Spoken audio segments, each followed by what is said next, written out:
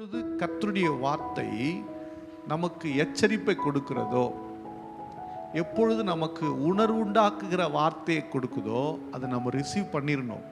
அல்லேலூயா. ஏன்னா கர்த்தர் நம்மை நேசிக்கிறபடினால தான் எச்சரிப்பை கொடுக்குறார். அல்லேலூயா. கர்த்தர் நம்ம நேசிக்கிறார். உண்மையிலே நம்மக்கிட்ட தப்பு இருக்குன்னா 100% ரிசீவ் பண்ணிக்கணும். அது நமக்கு தெரியும்ல, நம்ம தப்பு பண்ணுறோமா சரியாக போகிறோமா நமக்கு தெரியும். நம்ம தப்பு பண்ணுறோம் அப்படின்னு நமக்கு தெரியுது அப்படின்னா இமீடியட்டாக நம்ம அர்ப்பணித்து கர்த்தர் பின்னாடி போக கற்றுக்கணும். அல்லேலூயா. கர்த்தர் பின்னாடி போகும்போது லாபமானாலும் நஷ்டமானாலும் ஆசீர்வாதமானாலும் சமாதானம் எது என்ன பண்ணிடணும், பின்னாடியே போகணும். அல்லேலூயா. அப்போது இந்த இஸ்ரேல் மக்கள் இவருடைய வார்த்தையை கேட்கல.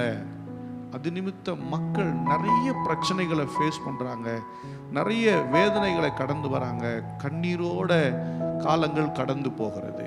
எனக்கு அன்பானவர்களே, கர்த்தருடைய வார்த்தை எந்த மனிதனையும் கெடுக்கிறதுக்கு கிடையாது. தேவனுடைய வார்த்தை கெடுக்கிறதுக்கு கிடையாது. தேவனுடைய வார்த்தை உணர்வடைய செய்வதற்காகவே.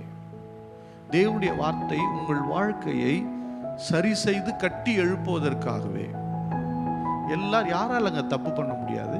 இங்க இருக்கிற எல்லாராலையும் எல்லா பாவமும் என்ன பண்ண முடியும்? பண்ண முடியும்.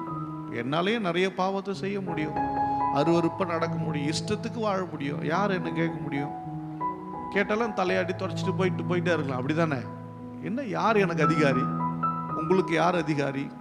ஆனால் கர்த்தருடைய வார்த்தை உங்களையும் என்னையும் தீர்க்கும் என்பதிலே ஜாக்கிரதையாயிருங்கள். அல்லேலூயா. கர்த்தர் பேசுகிறார்ல, ஏன்? அல்லேலூயா. ஏன் கர்த்தர் பேசுறாரு? நம்முடைய வாழ்க்கையை தேவன் கருத்தில் கொண்டு தானே பேசுறாரு. இன்னைக்கு நாமவே இன்னைக்கு நிறைய குடும்பங்கள்ல நிறைய பிஸ்னஸ் பண்றவங்க, தொழில் செய்யறவங்க, கர்த்தர் யாருக்கும் உபத்திரவத்தையும் கஷ்டத்தை கொடுத்து அப்படி வாழ வைக்கணும்னு தான் நினைக்கிறது கிடையாது. வேதத்துல ஒரு சிலர் நபர்களுக்கு தான் தேவன் உபத்திரவத்தை அனுமதிச்சிருக்கிறார். வேற யாருக்கும் அவரு அப்படி செய்ததே கிடையாது. நிறைய பிரச்சனைகளை யாரு தெரியுமா உருவாக்கிக்கிறோம்? நாம தாங்க உருவாக்கிக்கிறோம். அவர் நல்லவர். சொல்லுங்க, இயேசு நல்லவர். அவர் நல்லவர். ரொம்ப அழகா சொல்லுது வாசனம், கர்த்தர் நல்லவர் என்பதை ருசித்து பாருங்கள், அவர் கிருபை என்றும் உள்ளது. அவர் நல்லவர், கர்த்தர் நல்லவர், இயேசு நல்லவர். அதை நம்ம என்னைக்கும் என்ன பண்ணிடக்கூடாது, மறந்துடவே கூடாது. அவர் நல்லவராக இருக்கிறனால தான் நம்மளெல்லாம் என்ன பண்ணி வச்சிருக்காரு, விட்டு வச்சிருக்கிறார். ஆமா தானே? ஆமா இல்லையா? கர்த்தர் நல்லவர், அவர் நேசிக்கிறார். இஸ்ரேல் மக்கள் கர்த்தரை துக்கப்படுத்தின வேதனைப்படுத்தின காலங்கள் நிறைய.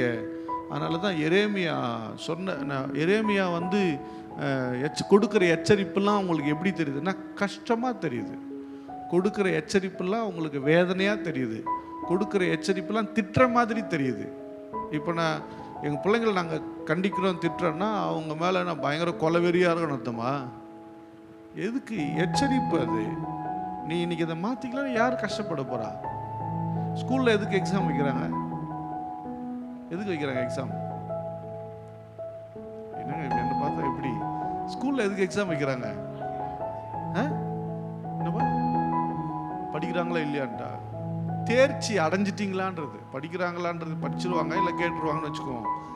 நீங்கள் இதில் தேர்ந்துட்டீங்களா, தேர்ச்சி அடைஞ்சிட்டிங்களா? அதுக்கு தான் ஒரு லிமிட் 35 மார்க்ஸ் என்ன பண்ணுறாங்க, ஒரு அளவுகோல் வைக்கிறாங்க. 35 மார்க்கு இது வந்து பாஸ். அப்போ என்னன்னா எப்படின்னா 35 மார்க்னா ஓரளவுக்கு என்ன பண்ணிருச்சு, புரிஞ்சிச்சு. ஏன்னா 50 வைக்கல. 50னா பாதி நிறைய பேருக்கு புரிஞ்சிருமான்னு தெரியாது. 35% புரிஞ்சிச்சா உனக்கு, சரி எப்படியே நீ தேறிடுவ அப்படிங்கிற மாதிரி என்ன பண்ணுறாங்க. நிறைய பேர் நல்லா படித்தவனுக்கு பொது அறிவே இருக்காது, ஜென்ரல் நாலேஜ் இருக்காது. ஏன்னா அவன் படிக்கணும் தான் பார்க்குறான். பொது அறிவு இல்லை. வெளி உலகத்தோடு வாழ்வதற்கும் குடும்பத்தோடு வாழ்வதற்கும் திருச்சபையோடு வாழ்வதற்கும் அந்த பொது அறிவு இல்லை. நல்லா கவனிங்க, பொது அறிவில்லாத ஒரு படிப்பு அது பிரயோஜனமற்ற படிப்பு. அல்லேலூயா.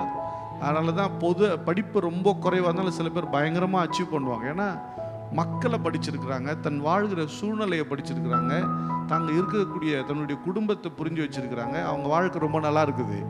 ஹல்லேலூயா. நிறைய படிச்சிருக்கிறான். கேட்டால் 1 லட்சம் சம்பளம்ன்றான், 1.5 லட்சம் சம்பளங்கிறான். ஆனால் கணவன் மனையை அடிச்சிக்கிறாங்க, 2 பேரும் சண்டை போட்டுக்கிறாங்க.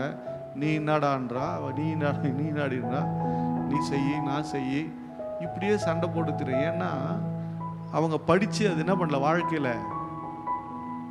வாழ்க்கையில் கொண்டு வர தெரியல. வெறும் படிப்பு. ஏட்டு சுரைக்காய் கறிக்கு உதவாது. சுரைக்காயை படிப்பு இதில் மட்டும் படித்தாவா சமைச்சு சாப்பிட்றலாமா? சாப்பிட முடியாது.